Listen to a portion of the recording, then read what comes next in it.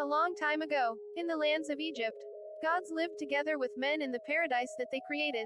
The kingdom was divided by two brothers: Osiris, who ruled the bountiful lands in the Niles, and Set, who was isolated in the deserts by bitterness and jealousy. When the time came for Osiris to crown his own son, Horus, as the new king, the brothers' bonds are tested alongside the fate of Egypt. On the day of the coronation, Horus admires himself in the mirror while donning his armor. But his lover Hathor mocks him for being so unprepared. Horus loved the goddess tremendously, and gave her the bracelet of 42 stars, which protects her from the monsters that pursue her tirelessly.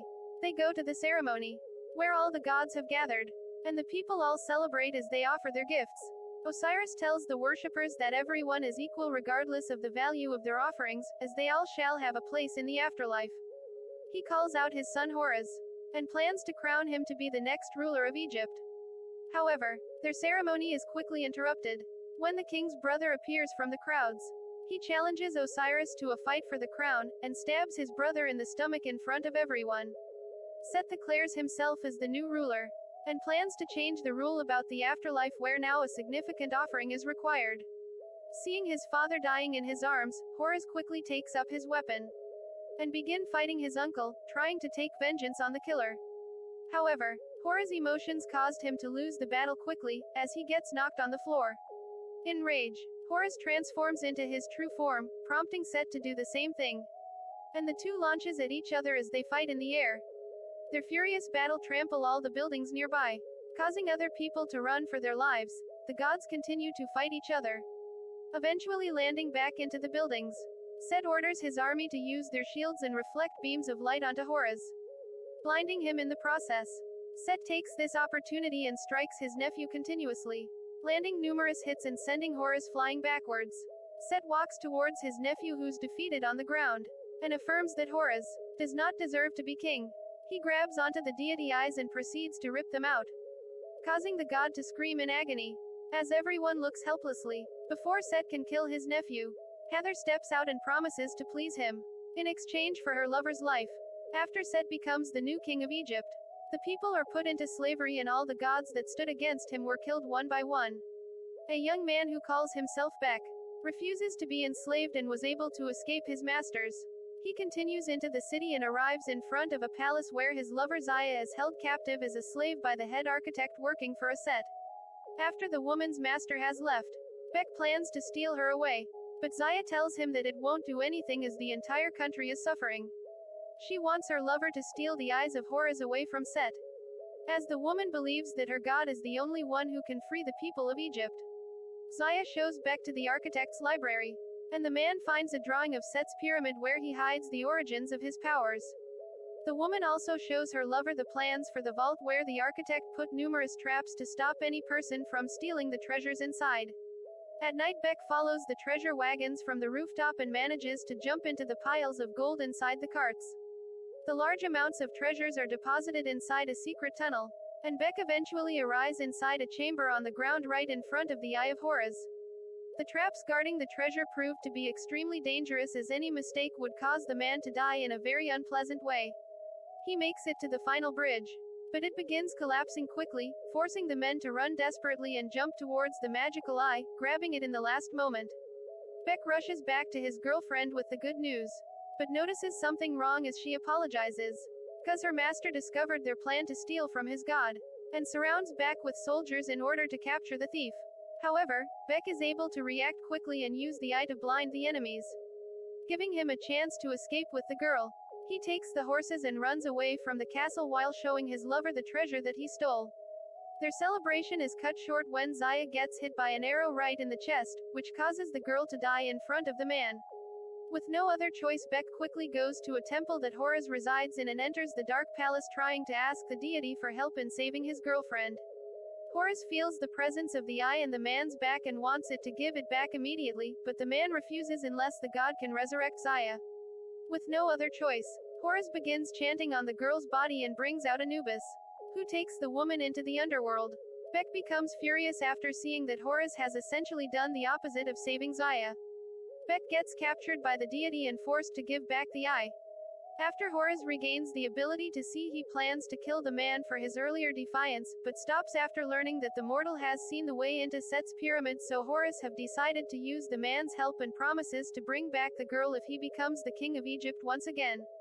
And at the same time, Set has found out that the Eye of Horus was taken from his vault, and Set blames the architect for his incompetence. The deity immediately sends out his right-hand men and orders them to capture the mortal who is responsible for the theft. Meanwhile, Bek has arrived on top of a mountain along with Horus, where Horus prays to his grandfather Ra, the sun god, in order to regain the ability of flight temporarily. Horus transforms once again and flies away from the earth, eventually arriving at a gigantic spaceship on top of the world. They see that the sun god Ra is battling against a massive demon called Apotheosis who desires to consume all creations. The elder deity fires numerous attacks at the large monster, forcing it to alter its course away from the planet. After that, Ra returns to his grandson and reveals that he knows exactly why Horus has come, but refuses to be personally involved in their conflict. He views all lives to be equal, since they're all his creations. But he allows Horus to take the magical water from the ship, that's capable of quenching Set's power from inside the pyramid. The two flies back to Earth and crash lands on the ground, but before they can recover, they are quickly attacked by Set's minions on the waterfall. But Horus is able to fight them easily even without the access to his full power and begins killing them, one by one using only his strength and spear. However, one of the scouts was able to survive the attack, and goes back to his master. He tells the deity about their enemy's location, and also that Horus has promised the mortal to revive the woman, which seems to amuse the god, cause he knows that it is not possible. Set tells the lieutenants in his army to go after his nephew this time, in order to kill the mortal as well. At the same time, Hathor is secretly watching over her lover and sees that Horus is no longer in his father's temple. But her disloyalty is quickly found out by Set, who spies on her from behind, and he rushes in to kill her for the betrayal, but Hathor quickly takes off her bracelet and is quickly taken away by numerous demons. And then after that happens, she reappears away from danger, after putting on the bracelet, and she begins to look for Horus, knowing that he's the only ally that she has left. Meanwhile, Bek notices a sandstorm coming from behind, which turns out to be Set's hunters riding on top of their gigantic serpents. The two begins running away immediately as Horus doesn't have enough power to fight off their pursuers. The giant snakes chase after them, destroying everything behind, while the two desperately run for their lives. The monsters begin closing in as they spit fire towards the main characters, forcing them to hide behind the statue and crawl inside the trenches. Horus tries attacking the black serpent using his spear and manages to trap the monster temporarily by piercing its jaw, but the hunter attacks him furiously, causing him to retreat into the channels. The deity realizes that they can't hide forever and tells Bek to lure one of the snakes away. While he strikes from behind, the man runs towards the temple, and catches the hunter's attention, causing the white snake to chase closely behind. While spitting fire, Horus is able to catch up to the monster and climbs onto its back and pushing the hunter by tying her to the beast. The snake charges towards the cliff and falls from the height, but Horus manages to escape. The two runs away from the collapsing building just in time, but only to see the Hathor has found their location. The woman walks towards the giant snake without fear, as the hunter orders the monster to burn her. Surprisingly, the creature refuses to listen as it becomes hypnotized by the goddess. Hathor commands the monster to burn itself, and the creature began spitting fire on his body, killing his master as well. After they survive that, Horus reveals to Hathor that he plans to enter Set's pyramid and destroy his power by quenching the desert's fire. The goddess tells him that the plan will work, but the evil deity has placed the Sphinx inside the building to fight against the invaders. The only way to pass without dying is to answer the creature's riddle, which Horus realizes that only Tuf, the god of wisdom, is able to do. They venture through the forest and eventually arrive inside the roots of a giant tree, where they see numerous clones of the deity working all together inside.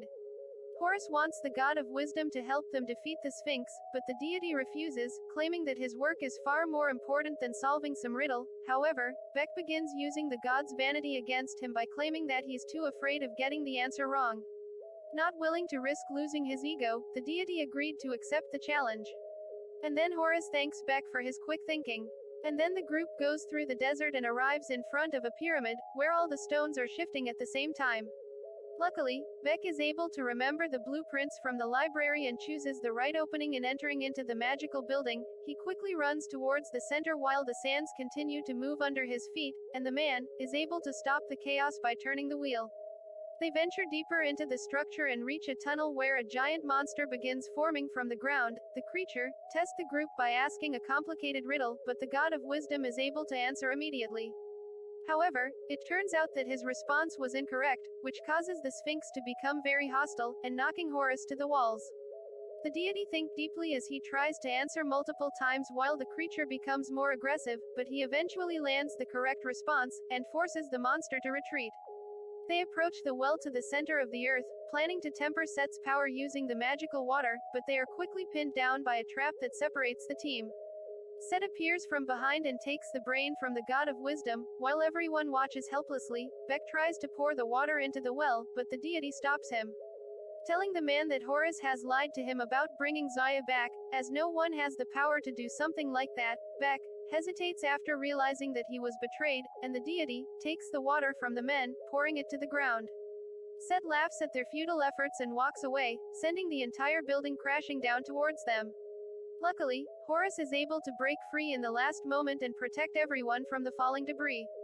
They were all able to survive, but the mortal becomes extremely angry to Horus for deceiving him, using false promises.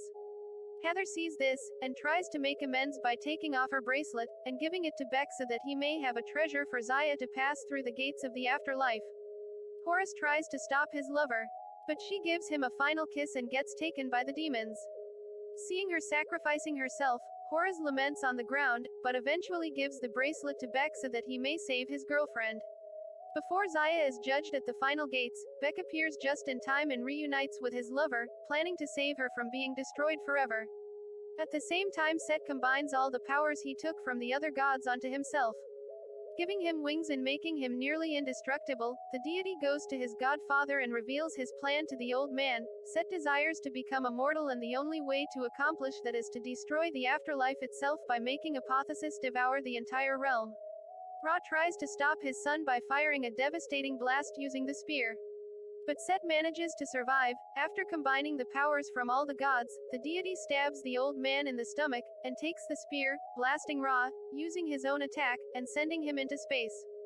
Meanwhile, Beck notices that the gate of the afterlife is being disturbed, while Anubis tries desperately to save the realm using his powers. Zaya tells her lover to go back to Horus, as he is the only one who has the power to defeat Set and restore order to the world.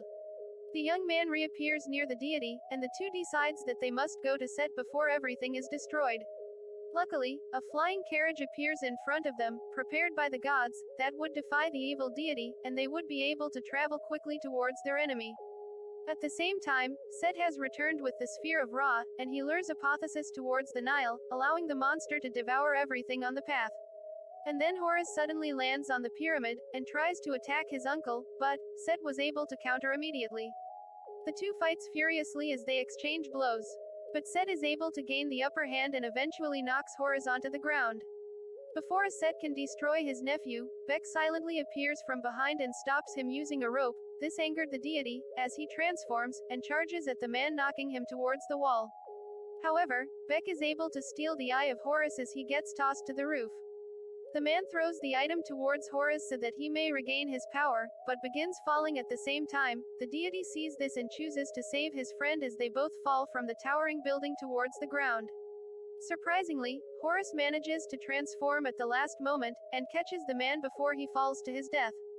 Beck is amazed that the deity regained his power without the eye, but Horus realized that he wasn't weak because of the missing eye, but rather his heart was never in the right place. Horus transforms and flies towards Seth, and the gods began fighting furiously in the air. Set tries to attack Horus using the spear, but fails to land any hits on his nephew. The two enters the towering building, causing immense damage on the structure. Horus manages to ambush the enemy from behind, knocking Set towards the walls and eventually breaking off his wings, causing him to drop towards the ground, as the building collapses from above. When the dust settles, Set is gravely wounded by the fall, as Horus approaches him from behind and kills him using the spear. The deity flies towards his grandfather, who is floating in the space, and revives him by giving him the sphere. The old man immediately goes towards the monster and shoots continuously at his body, causing it to turn away from his creation and run away from the earth. Horus returns to the city and sees that one of his followers has found his other eye, allowing him to finally regain all of his power.